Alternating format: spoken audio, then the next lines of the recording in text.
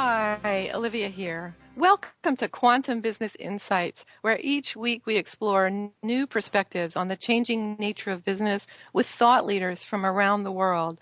And I place a special emphasis on what I feel are our most valuable asset, our human capital. Today, I'm thrilled to have as my guest Susanne Gargiulo, where we'll be discussing corporate social responsibility. So let me tell you a little bit about Susanne. She is founder and president of Story Lounge Media, a communications and consulting firm that works with companies to identify and develop corporate social responsibility and communication strategies grounded in their unique fingerprint of values, vision, and core competencies. Susanne is a former CNN senior television producer and journalist, as well as a certified executive team coach, where she focuses on creating high-performance teams through shared vision and values. Susanne, welcome to Quantum Business Insights. Thank you, Olivia. Glad to be here. Thanks. So, in the last few years, I've been hearing a lot about corporate social responsibility. What is it exactly, and why do you think it's important? Well, let's see. It's all corporate social responsibility is really all about the way in which you as a company conduct your business. Are you doing it in a responsible manner? That's the simple explanation. There's no real set definition of corporate social responsibility. Companies have different definitions depending on what they do with it. And that's kind of the beautiful thing about where corporate social responsibility is going. It used to be that we just talked a lot about environmental impact. But now we talk a lot about, it's everything from how are you treating your employees? It's all the way down your supply chain. What is the environmental impact and people impact, and how are your local environmental efforts focused? So it's really all about, today it's the entire footprint of the company. Are you minimizing your negative impact and increasing your positive? That's really what it's all about. So we've really reached the stage now in CSR, which is why I think the most interesting area really in business today, because it's shifting and it's changing and it's vibrant and it's creative, the solutions that companies are coming up with. But we're at a stage really where it's about how you're giving back. And companies are defining their corporate social responsibility differently, depending on what their vision and their values are. So it's a beautiful thing. Thank you. Well, that makes I was going to say that makes a lot of sense, and it actually then almost implies why it's important, because we want to care about people and the environment. And yeah. So how did you get interested in this? You were a former journalist and TV producer. What led you to leave that and get involved in corporate social responsibility? Well, it was kind of one thing led to another, really. I was doing a lot of writing about corporate social responsibility and great leadership and these kind of things. And I just found it so fascinating because today, some of the companies that I see that are really pioneering new ways of doing things and really making an impact on society and creating change, it's all happening in the realm of corporate social responsibility. And, I used to think of it like probably a lot of people do as something, quite almost drab and slightly boring, and, green is not sexy anymore, but there's so much more happening than that. And the thing is that I just want to mention that I think one of the other reasons I think it's really important for companies to step in now is that we need corporate sponsors in all areas and levels of life and society to help. GlobeScan, which is a public opinion consultancy, recently did sort of a leader gathering, and they came out saying that, look, governments are unable to lead, NGOs don't have the power they need, and investors and consumers are not engaged. So really, at this point, it falls to companies to do something to really make a change. This is big. This is beyond, creating jobs and paying taxes. This is creating a true difference in society. So why do you think some companies are reluctant to embrace it? Well, I think we've had some scare stories. I mean, we all remember, Nike in the 1990s and the sweatshops and the slam dunks of that. I mean, it can be quite scary, and there's a lot of people and media and NGOs and so forth that are looking for companies that may be doing it wrong. But I actually think it's a huge mistake. Yes, we need to have watchdogs and we need to be careful. But we also really need at this point to acknowledge the positive things that are happening. The companies that are doing well. CSR is a long journey. It's a lifelong journey, and it's a process. There is no end goal. It doesn't end. So you're going to make mistakes along the way, but if you're authentic and if you're kind of honest about what you're doing and if you're really trying, you need to be able to communicate that. And I think companies should. And if you're clear and transparent, I don't see any problem.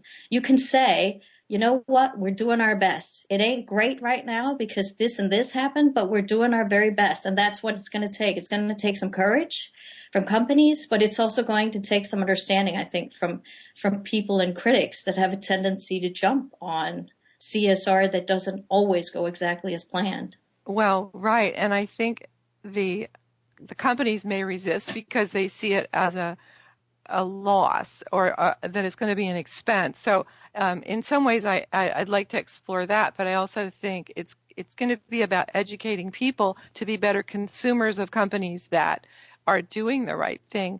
So what are some of how would you measure CSR? What are some of the ways that it could actually be measured? Well, the one thing that you can do, you can start doing it in-house, if you will. You can do, let's say, for example, Ford Motor Company saved $1.2 million powering down their computers when people weren't using them. And One of the things, let's say that was one of the campaigns you wanted to do. You talk to the facilities of your building or your electric company and whatever, and you say before and after. And you do a general sort of, well, how much can we really save doing this?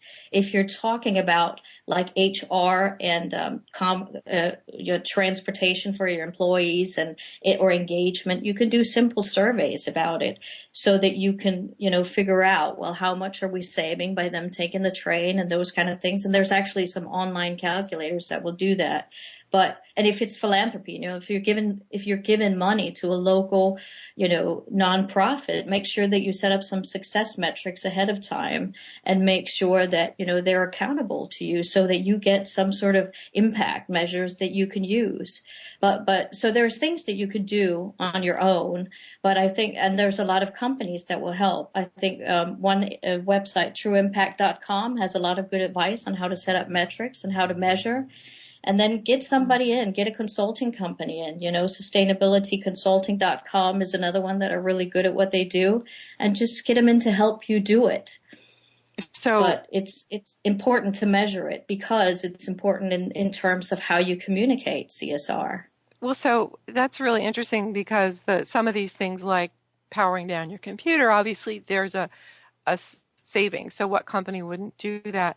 But something about maybe doing nonprofit or charity work, that I've heard of companies that'll give their employees a day a month to go and help at a food bank or volunteer someplace. Have you seen examples of where companies have benefited from things like that, financially or otherwise? Well, let me have a think about that. Well, one of the things that we know pays off is when you look at, for example, some of the studies that Great Place to Work do, they show that engaging people in corporate social responsibility pays off in terms of employee loyalty and employee satisfaction, actually their job satisfaction. I don't have specific numbers, but there's plenty of research out there supporting, that CSR does increase job satisfaction. Right. And one of the things some of the experts say is that, we used to also it used to be about CSR, the company does the CSR, but now you really want employees to be engaged because they want to be engaged. Mm-hmm. There's a very interesting statistic out there about Generation Y, which they are right now comprising about 25% of the workforce, and baby boomers are about 50. Mm-hmm. By the end of the decade, that is going to tip. That those numbers will shift, and baby boomers will represent 25%, and Generation Y is going to be 50% of the workforce. Wow. Now, there's studies that show that 80% of these Generation Y workers, these young people, mm-hmm. will work for companies that care about and contribute to society. Wow.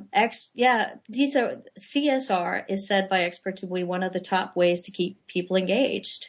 It absolutely works. And in fact, I just found a number here because I have some here. It says here, 70% of Generation Y, that 70% of the people that work for a company with a mission.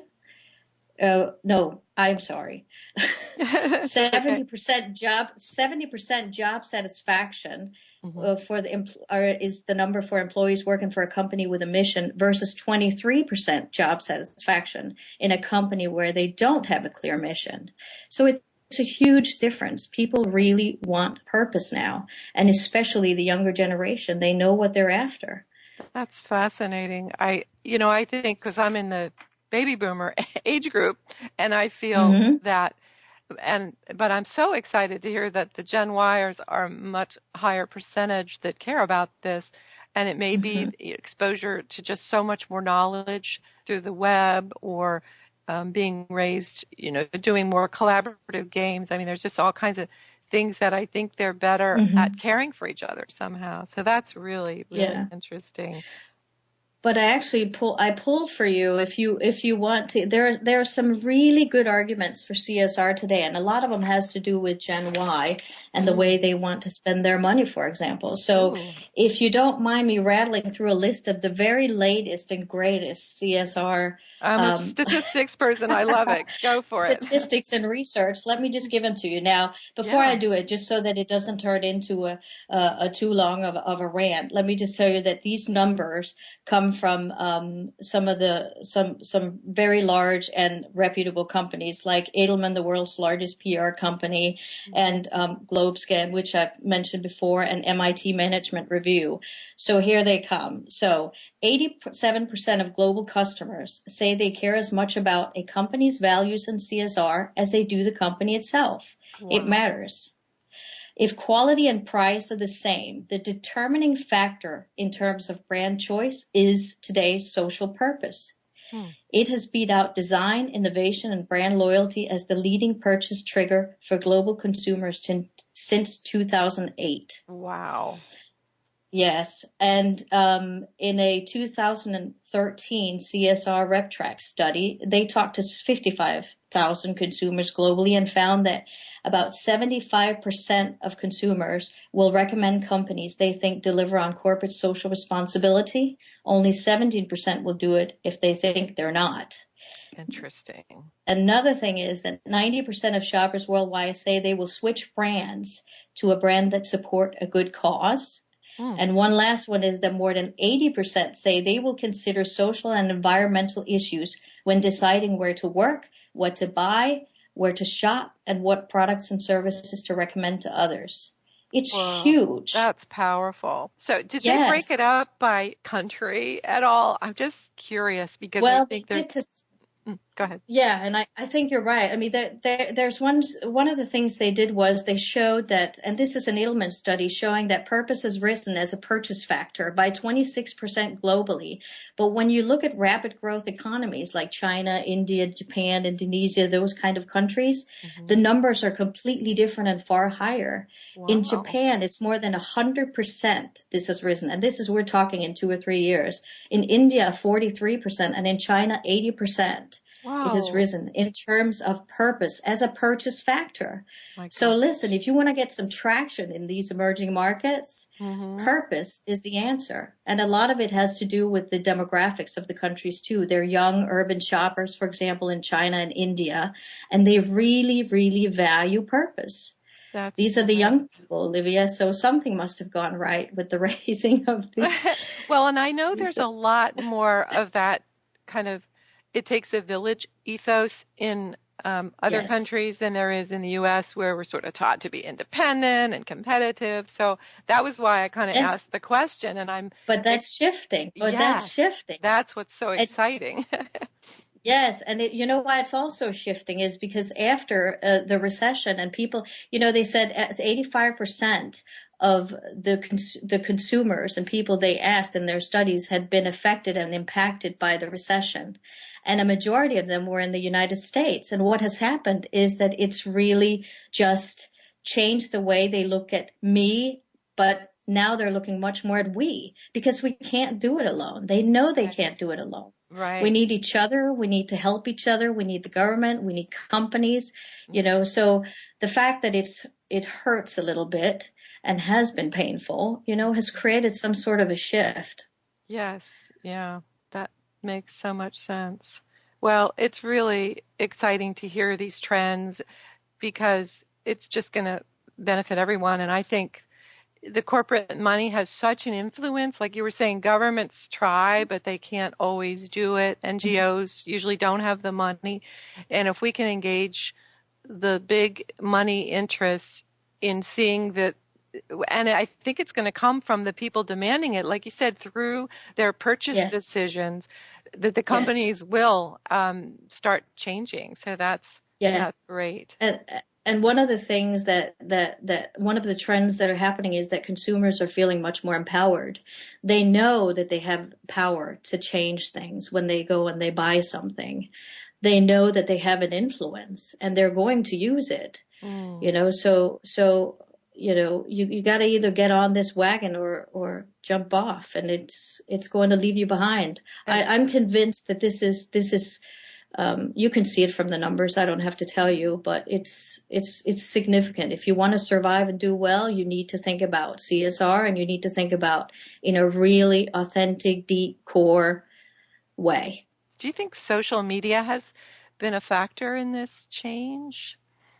Yes, I'm sure it has. I mean, just the global nature of the way we now communicate, the way we share, has had a huge Right. impact on this. And companies are using social media to create campaigns. And so, the entire issue of globalization and us getting near each other as a community has had a huge impact, I'm sure. Right. So, well, and when I was young, the only way you got to learn about what products were, however they were, the quality or price or whatever, was through newspapers and television. It was all just unidirectional. But now yeah.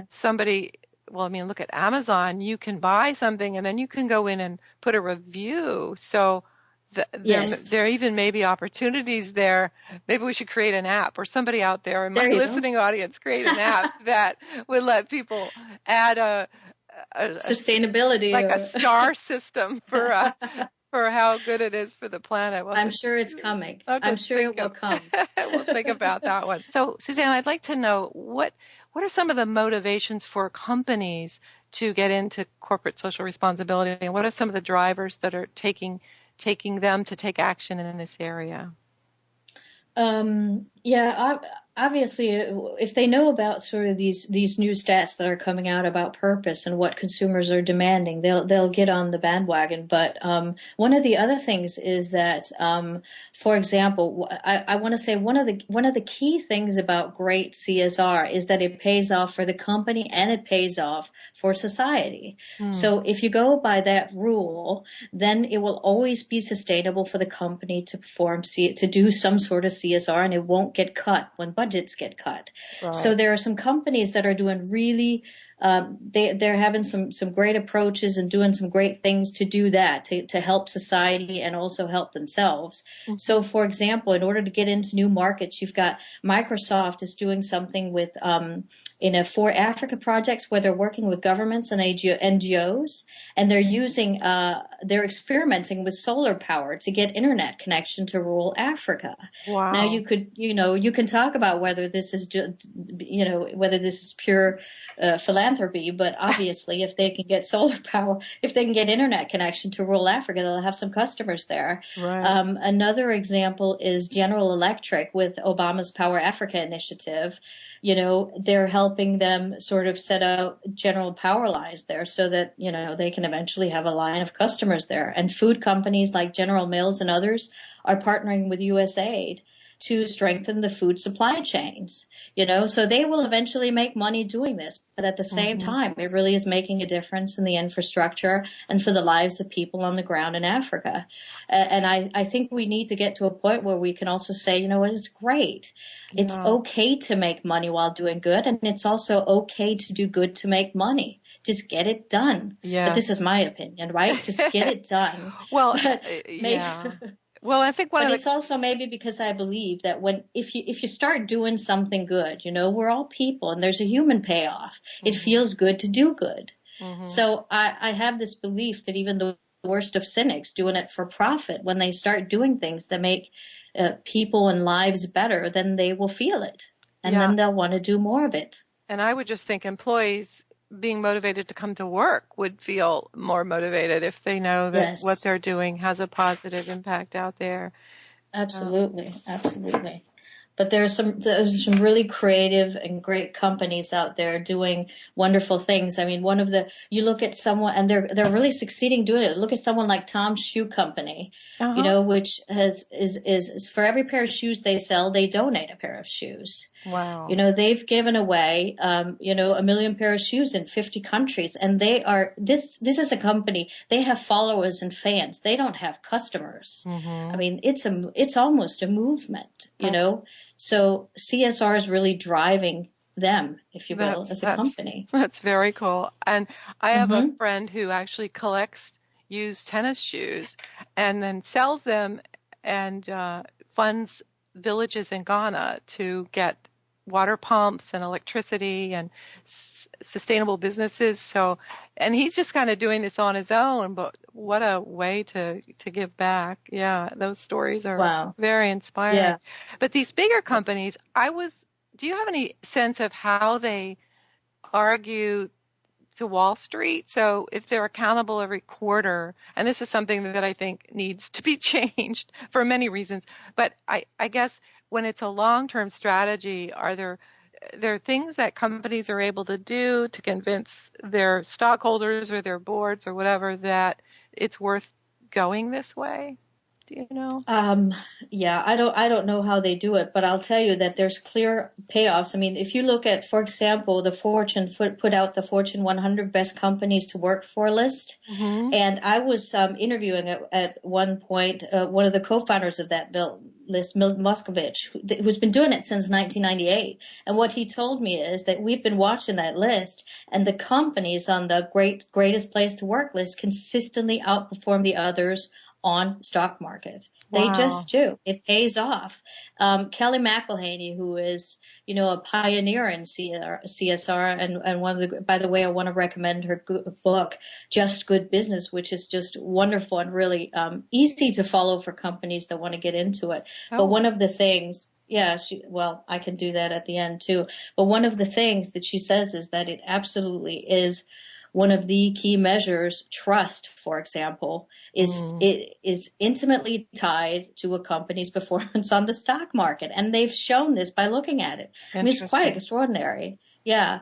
And in terms of paying off, a company like SAS, which has been on the 100 best companies to work for at the top, or near the top at least for some years, they say that, for example, their turnover is 4% as opposed to 22%. Wow. And I was interviewing them for an article at one point, and they said they save hundreds of millions in turnover, because of what they do. So, there's studies that show it builds better morale, more efficient business processes, better public image, employee loyalty.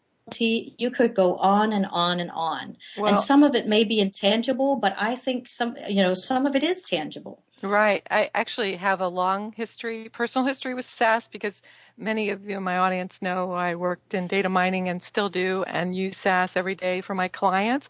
And I have been to their campus. They have a pianist in the cafeteria every day. They They have do? daycare. Yeah. If you're listening and you're a quant person, every single employee has an office with a door. So if you're distractible, Jim Goodnight, the CEO, is kind of the data geek himself. And so he really understands, and he makes the climate so easy for people to be able to concentrate. And then they have the health care. I'm sure you know all this because of the articles, but just to mention, and they have on-site daycare. I think they're building a high school in the area, and it's really inspiring. And I know people personally. I've been working with SaaS software since 1989, so I know many, many people at that company, and they all share that love of just feeling like they're taken care of. So I can see why that turnover is so low. Very inspiring. Yeah. Yeah, it's quite extraordinary, really.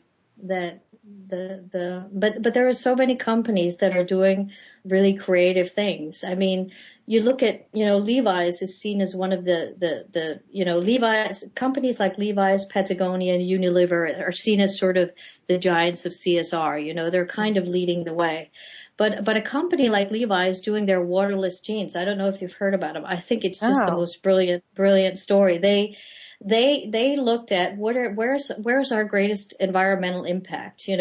What is it that really goes wrong here? And what they found is that it's when they grow cotton and the washing and drying that comes along with wearing the lifespan of a pair of jeans. And it actually takes, and this is shocking, I think, about 2,500 liters of water to make a cotton t-shirt. Wow. It is unbelievable the amount of water that goes into making cotton. So what they did was they researched and developed a way in which to do what they call waterless jeans, where they cut the water use by about 30%. And then what they did is they put a tag in the pants saying, please don't wash your jeans as much, and do it on 30 degrees and hang them to dry. Because in the span of a life cycle of a pair of jeans, it's 556 hours of powering a personal computer is what they figured out it takes. Wow. So they really took it. Go ahead. Well, I was just going to say, your jeans will last longer, too, if you wash them and dry them like that, which is, maybe not what they're thinking, but certainly better for the environment. That's fascinating. Yes. And then what they did is they said, well, look, people love their dryers, right? They're not going to do it. So they did what they call a care to air design competition and asked people to submit their best ideas for drying without using a dryer. Mm-hmm. And I haven't seen any of the designs in my store yet, but it was quite a fun idea. Yeah. And now what Levi's is doing is they're working on what they call wasteless jeans and products, which incorporates recycled plastic. So 20% of your pants will be recycled plastic. Interesting.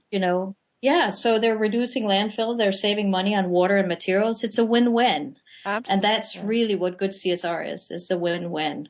And so what I think what you've said is people may even, will certainly buy this if it's the same price, but might even spend a little bit more if they know that it's going to be for the long-term best interest of the planet or their community or whatever. So, and I think that's where probably Gen Y is so much more ahead, is that they probably value it enough to not always have to get the best price, but know that the quality is better and the impact is less. So that's fascinating. I think it means a lot more to them. And when you get down what's so beautiful about CSR really is this is about heart. It's about humanity and it's about people. Yeah. And when you look at CSR in a company, and I think that's really what also attracted me to it. When you start looking at the people that are doing it really well and when it's real, mm-hmm. It's like you can really feel the heart of a company. This is what they're really all about. And it connects you to them, Well, that's where the great storytelling is. It's a great story and it's a happy story. Yeah. So I remember hearing about one of the big soap companies seeing that this was important, but not actually doing it the way what maybe would be totally on the up and up. And I don't want to name names, but do you hear about companies that sort of get it from a marketing standpoint and then try to cheat the system a little bit? Do you know if have you heard about that at all? Where they I'm might, sure it happens all the time. well, like, yeah, so maybe I'm just speaking because I'm really careful about what I eat and what I put on my skin. Mm-hmm. And so I'll see a popular brand that says, oh, this is the natural version of this cream, and it'll have some aloe vera, and then the rest of it's all chemicals. So, Yeah. yeah, so Yeah. companies are probably knowing I don't know of any. I don't work so much with the dark forces. I try to stay in the light. But very smart, but buyer beware, right? yes, So, but buyer beware. But yeah. Olivia, I think that has to do with government too. Uh, Because some countries will have more stringent regulations on what has to be on the label and what you can call natural and what you can't call natural. And maybe that's where the actual integration and cooperation needs to happen between businesses and the government and so forth. We need transparency and we need clear guidelines. right, and labeling, and yes, all of And labeling, yes. Well, speaking Exactly. of countries, because we were talking about companies that are doing it right, and I understand you live in Copenhagen, Denmark. So I do. and you were there. You've lived in the U.S., but you were there as a child. So, and from my work with Rian Eisler in the caring economy, that she does all the training and teaching and writing.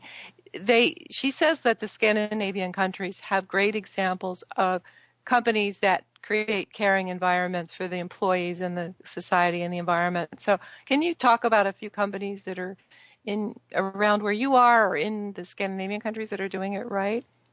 Well, I think one of the things that has always been that helps in the Scandinavian countries is that we have a more flat power structure and not a hierarchical power structure like in the U.S. And in general, that means that there's easier communication from top to bottom and so forth. But also, when you look at sort of the great place to work lists of Europe.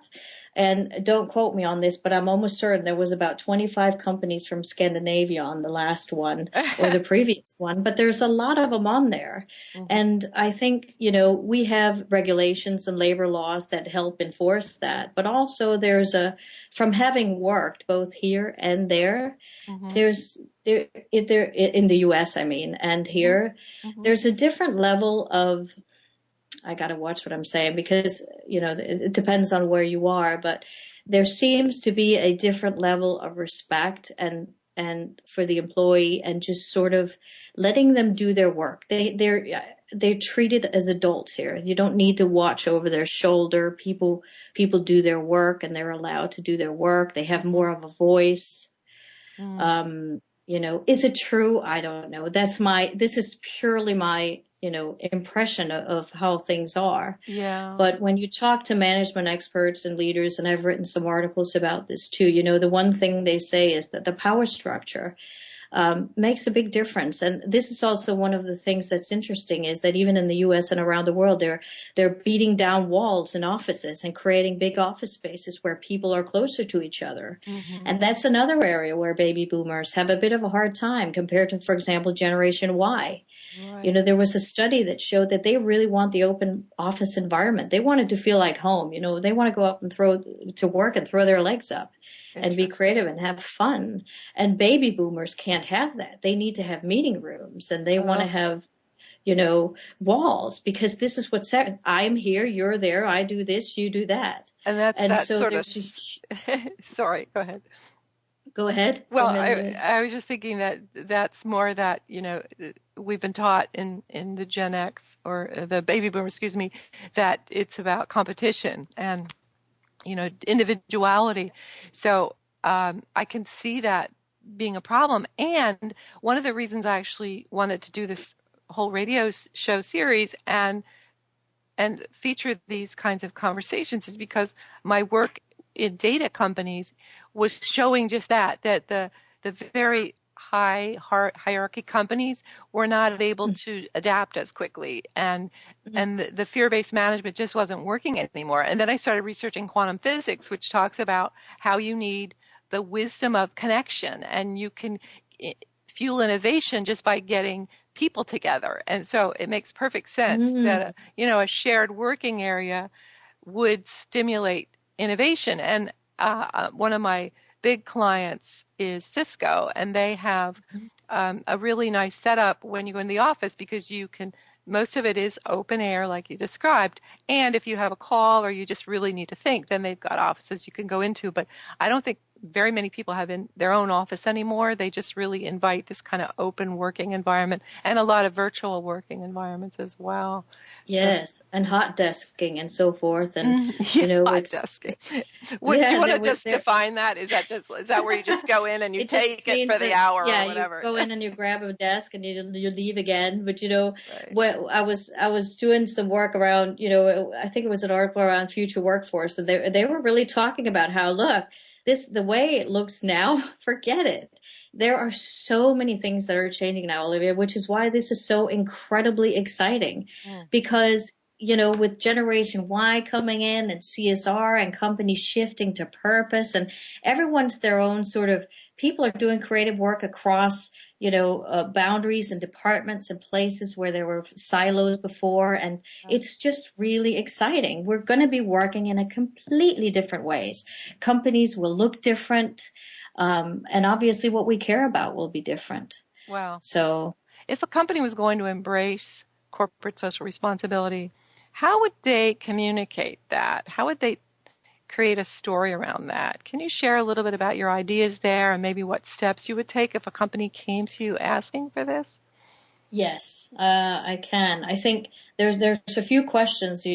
First of all, you need to figure out, well, what is the CSR for me? And to do that, you really need to know what's your story, what's your, the whole concept I work with is that it's embedded in your values and in your vision. It needs to be that, because if you have a CSR strategy that comes out of your vision and your values, then you're going to have an authentic story, and you're really going to be manifesting in your CSR the very best of who you are. Imagine if you have core competencies, values, and vision in a CSR project. That tells people who you are and what you do best. So that really is the goal with this. But let's say you're a company now and you're just now coming to CSR. The first thing I would ask you is, do you have any CSR efforts? And if you do, are they strategically aimed at supporting your business goals? Because they need to be, like we saw with, for example, Levi's jeans. Their research and development is working at how do you create fabric with less water. That's research and development that will eventually benefit the rest of the world as well. But for right now, it's also supporting their company. How do you look at new markets like Microsoft is doing, and so forth. So that's one of the things you need to look at. And then you need to ask yourself if the CSR efforts are founded in the core competencies, values, and vision, like we talked about, because they need to highlight what you do best when you communicate it. Then you need to ask yourself, what story are you telling? Because you're always telling a story. If you're not telling a story, you're telling a story that you're not telling a story. Do you know what I mean? Yeah. You need to be aware of what's the perception, because the perception is what people buy based on, essentially. Right. So it does matter. So you may as well take charge and control the communication and the story.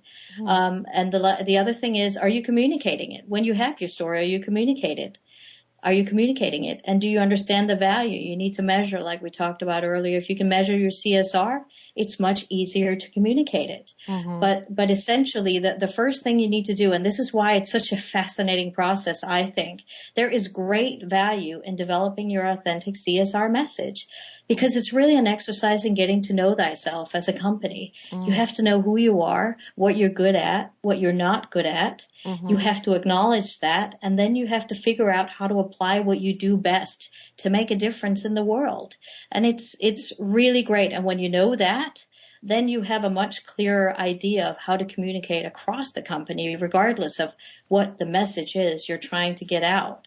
And it's not easy. One of my favorite quotes is Patagonia's founder. Patagonia is the outdoor clothing company and one of the top CSR companies. He said that living the examined life is a pain in the ass, because it is. It really takes effort, and it means you have to look some truths in the face that are not comfortable, and it won't be easy, but you do, and it will be worth it.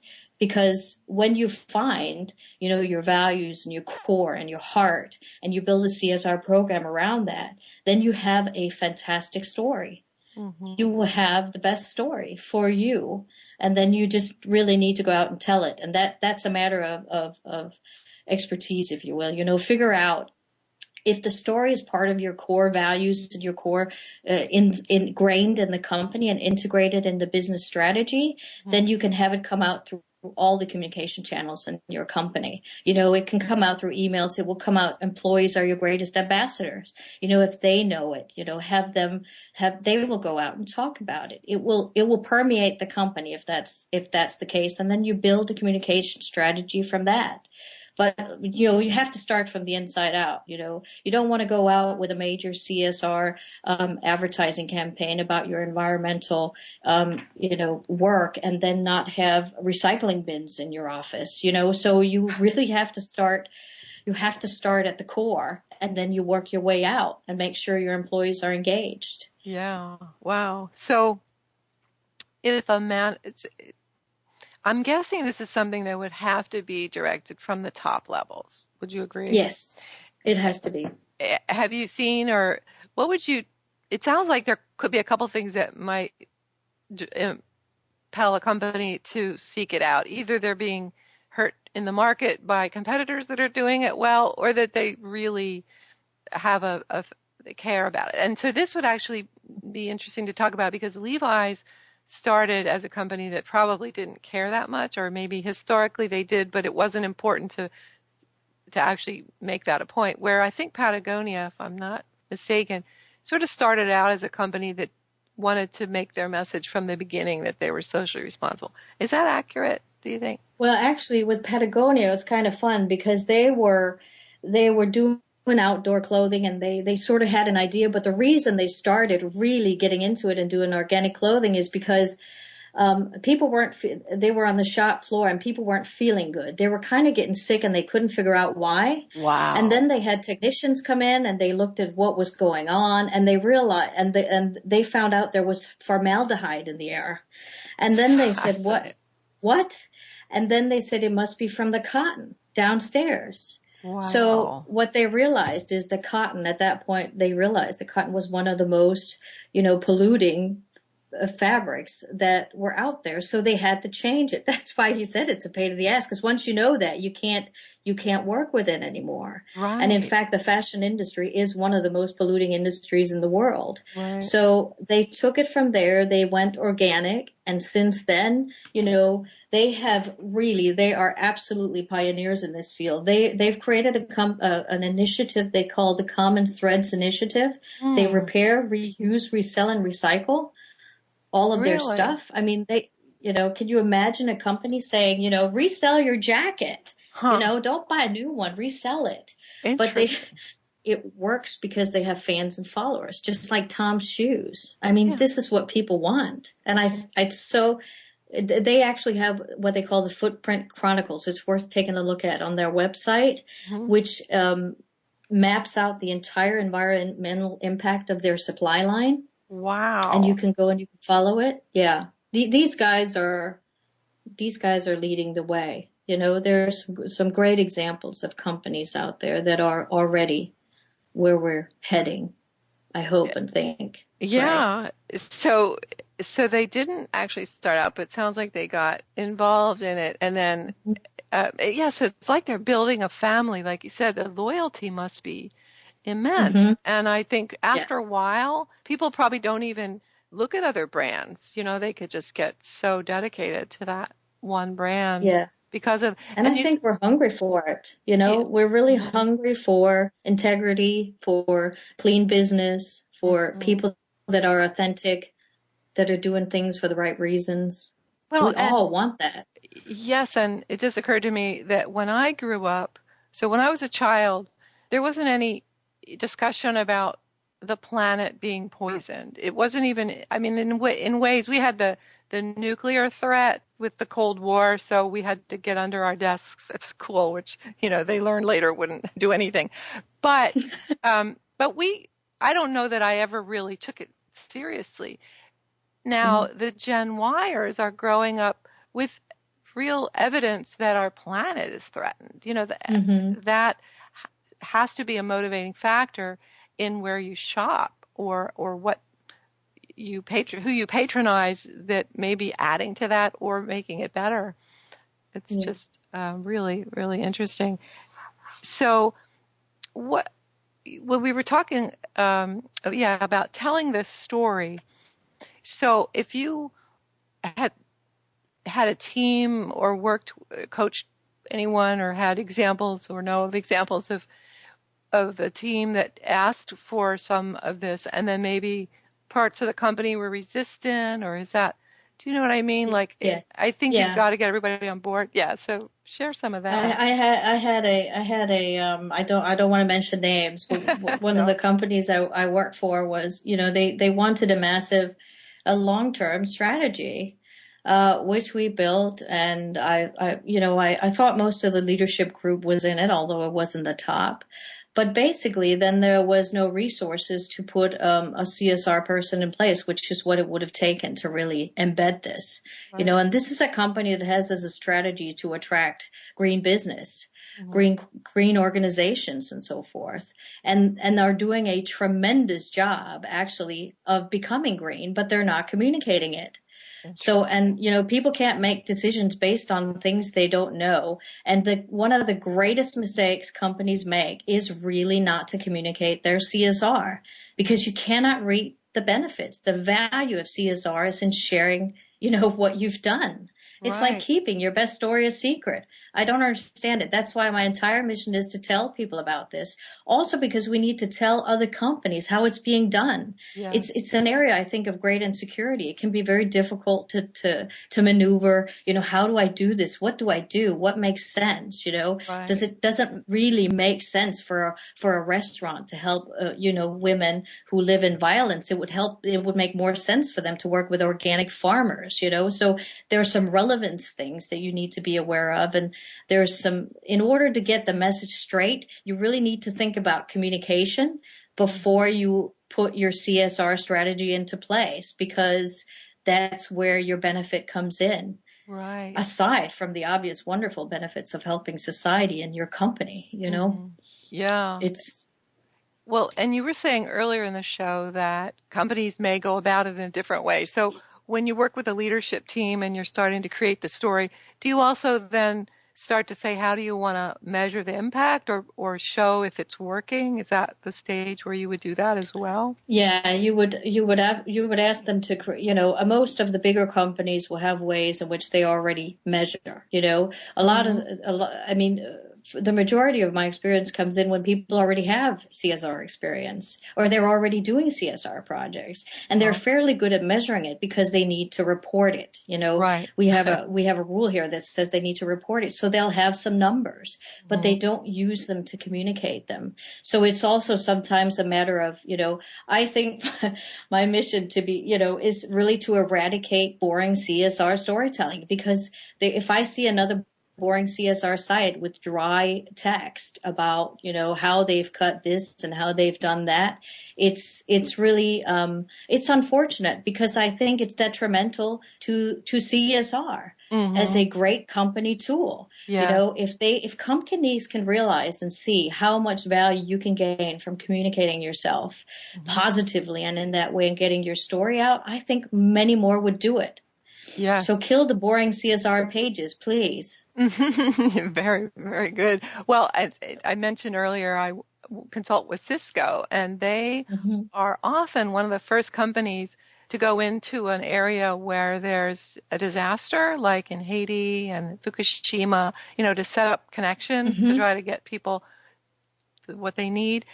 But and I may be incorrect, but I don't hear about that so much in the news as I do through internal memos and things. So it sounds like there's a story there that could be shared from Cisco. It's a great story. And it's also a way, because, what is the impact of what they do? Think about that. Yes. How important is it to have the lines of communication at a time like that? Right. I mean, what they do is probably significant and essential to the rescue mission, if you will, or to the help or whatever it is. So Yes. there's a lot of facts that can be derived. There's a lot of stories that can come from that. Yep. You know, maybe there was somebody who connected with their this or that. You know, there's human stories to be told. Right. So lives saved, perhaps. yes, yes. Those stories have to be told. You know, they should be told because they deserve, you know, Cisco deserves the credit. They deserve to get the goodwill from that, I think. Yes. And also it's an inspiration for other companies to get out there and do something with their core competencies and everyone wants to do it. I really do believe it. Everyone wants to do it. I think you're right. They may not know it yet, but they want to. Wow. Well, so we have about 30 seconds left. So maybe one sentence, if a company came to you and said, why should I engage in CSR? What would you say? I would say because it's the right thing to do. It's cliche, but it is. It's the smart business thing to do as well. It's absolutely the smart thing to do. Thank you, Susanna. Thank you so much for being my guest today. And I hope you'll come back and visit us again. I will. Thank you for letting me talk about CSR. Oh, my pleasure. And thank you all for tuning in to Quantum Business Insights. We're up on a holiday, so we'll be back on January 3rd for the first show of my next season. I'm your host, Olivia Parr-Rud. I wish you a wonderful holiday season, and we'll see you next year.